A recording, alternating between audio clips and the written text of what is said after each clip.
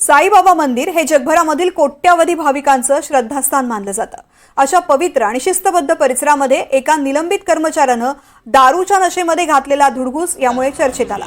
साई संस्थानचा कर्मचारी हेमंत शिरसाट हा गेल्या काही महिन्यांपासून निलंबित होता। त्याच्यावरती कधीही अधिक शिस्तभंगाचे आरोप झालेले होते, मात्र गुरुवारी त्यानं पुन्हा एकदा धक्कादायक कृत्य केलं।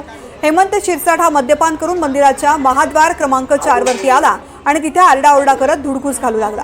त्याच्या वागणुकीमुळे परिसरामध्ये काही काळ गोंधळाचं वातावरण निर्माण झालं।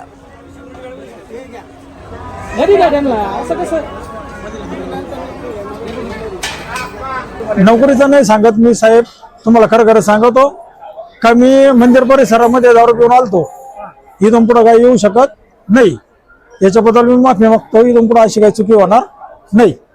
काय झालं होतं? किती वाजता काय झालं होतं? काय केलं? आता एवढं जस्ट 10 मिनिटापूर्वी आलतो। मध्ये कशाला चालले होते?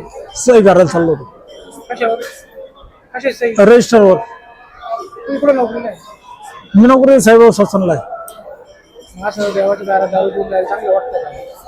अहो सर, चुकी झाली, मी माफी मागली ना।